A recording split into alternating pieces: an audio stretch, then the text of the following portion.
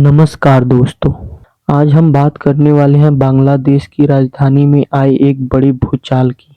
पूर्व प्रधानमंत्री शेख हसीना को अदालत ने मौत की सजा सुना दी है। क्यों मिला ऐसा फैसला? क्या हुआ था उस दिन? क्या सच में यह अपराध था या राजनीतिक? और बांग्लादेश में अब क्या होने वाला है? आज की इस वीडियो में हम पूरी कहानी बहुत आसान शब्दों में समझेंगे। शेख हसीना बांग्लादेश की सबसे लंबे समय तक की प्रधानमंत्री रही हैं। उन्होंने लगभग 15 साल तक देश को चलाया है। उनके पिता शेख मुजीबुर रहमान को बांग्लादेश का राष्ट्रपिता भी कहा जाता था। सत्ता में रहते हुए वे विकास और सख्त फैसलों के लिए जानी जाती थी, लेकिन उनके विरोधियों का कहना है कि वो तानाशाही तरीके से सरकार चलाती थी। यह कहानी शुरू होती है 2024 में। बांग्लादेश में छात्रों ने प्रदर्शन शुरू किया। उनकी मांग थी सरकारी नौकरी का कोटा सिस्टम बदला जाए। धीरे धीरे ये प्रदर्शन बढ़ते बढ़ते बहुत बड़े स्तर पर पहुंच गया। हजारों लोग सड़कों पर आ गए। जगह जगह झड़पें होने लगी। विरोध प्रदर्शन बढ़ता गया और स्थिति बहुत खराब हो गई थी। सरकार की तरफ से आरोप प्रदर्शन में हिंसा हो रही थी। सरकारी इमारतें जलाई जा रही थी। प्रदर्शनकारियों की तरफ से आरोप था कि सरकार हमें कुचल रही है, हम पर गोलियां चला रही है। इस झड़प में कई लोगों की मौतें हुई, कई लोग घायल हुए। देश में तनाव बढ़ चुका था। उस हिंसा से सरकार पर क्या आरोप लगे? अदालत ट्रिब्यूनल ने कहा कि शेख हसीना ने विरोध को रोकने के लिए अनुमति नहीं दी। सुरक्षा बलों को कड़ी कार्रवाई के आदेश दिए गए। कई जगह गोलियां चली, जिससे दर्जनों लोग मारे गए। कहा जाता है कि उन्होंने उग्र दमन को रोका नहीं, बल्कि कुछ जगहों पर सबूत मिटाने की कोशिश भी की गई थी। ट्रिब्यूनल कोर्ट ने इस हिंसा को कहा है क्राइम अगेंस्ट ह्यूमैनिटी, यानी मानवता के खिलाफ अपराध। इस वजह से मामला उनके खिलाफ शुरू हुआ है। शेख हसीना जब मामला चल रहा था तो वो देश से बाहर थी, इसलिए उनका ट्रायल अनुपस्थिति में चला, मतलब अदालत में वे मौजूद नहीं थी।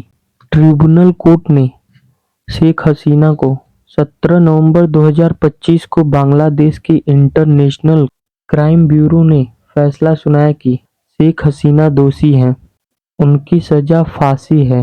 पूर्व गृह मंत्री को भी मौत की सजा सुनाई गई। एक पुलिस अधिकारी को 5 साल की जेल हुई है। अदालत ने कहा कानून से ऊपर कोई नहीं है। यह फैसला आते ही बांग्लादेश में हलचल मच गई। इस फैसले पर शेख हसीना की प्रतिक्रिया क्या है? उन्होंने कहा कि यह फैसला झूठा है। यह राजनीतिक से प्रेरित फैसला है। मेरे खिलाफ बदला लिया जा रहा है। अदालत को गलत तरीके से इस्तेमाल किया गया है। उन्होंने ट्रिब्यूनल कोर्ट को रिज्ड यानी धांधली वाला बताया है।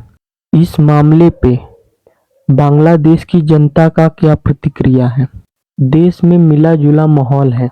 कुछ लोगों का कहना है कि शेख हसीना ने गलत किया है, सजा सही है।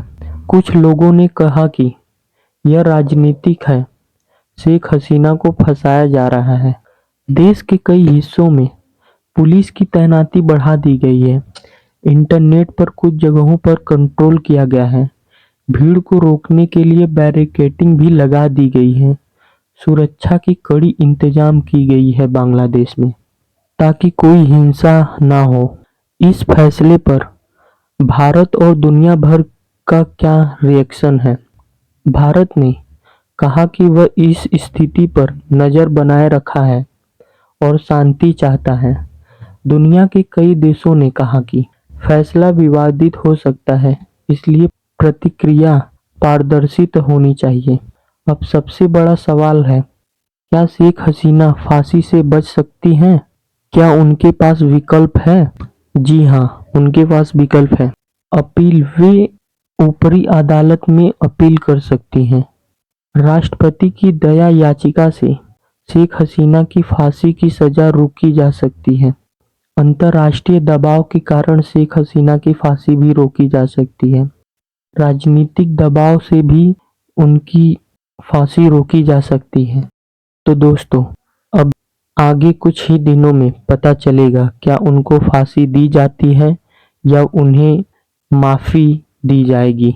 दोस्तों, यह मामला सिर्फ एक नेता का नहीं है, यह एक देश की राजनीतिक न्याय प्रणाली और जनभाव से जुड़ा है। क्या यह फैसला सही है? यह राजनीतिक है या यह एक बड़ा मोड़ है बांग्लादेश की राजनीति में? आप इस फैसले को कैसे देखते हैं, कमेंट में बताइए। अगर वीडियो अच्छा लगा हो तो लाइक करें, शेयर करें, चैनल को सब्सक्राइब भी करें।